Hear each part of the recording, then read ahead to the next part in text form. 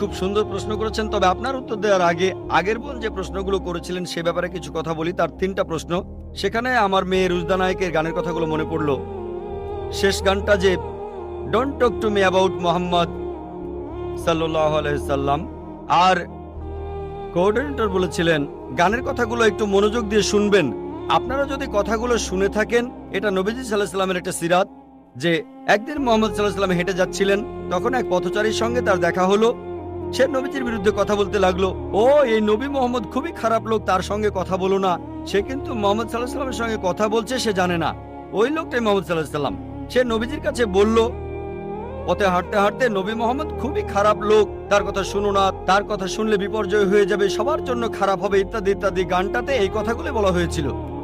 লোকটা নবীজিকে বলল, তবে আপনি খুব ভালো মানুষ, আর আপনাকে সাবধান করছি ওই মোহাম্মদ লোকটার কথা শুনবেন না সাল্লাল্লাহু আলাইহি সাল্লাম।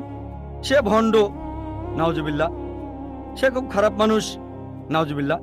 এরকম আরো অনেক কথা। তবে নবীজিকে বলল, আপনি খুব ভালো মানুষ, আপনি দয়ালু, আপনি পরোপকারী, আপনার নামটা জানতে পারি? নাম শুনে বলল, কি? আপনি কি বললেন?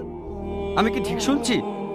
আপনার নাম মোহাম্মদ সাল্লাল্লাহু আলাইহি সাল্লাম? তখন সে বলল, আশহাদু আল্লা ইলাহা ইল্লাল্লাহ ওয়া আশহাদু আন্না মুহাম্মাদুর রাসূলুল্লাহ। যখন সেই লোকটা বুঝতে পারলো যে এই লোকটাই মোহাম্মদ সাল্লাল্লাহু আলাইহি সাল্লাম, আমি অন্য মানুষের কাছে শুনেছিলাম সে খুব খারাপ মানুষ, ইনি তো ভালো মানুষ, তখন সে ইসলাম গ্রহণ করলো। তাই আমার প্রিয় বোন, উনি একটু আগে যখন প্রশ্নগুলো করেছিলেন, তখন আমার মেয়ের গানের কথাগুলো মনে পড়েছিল।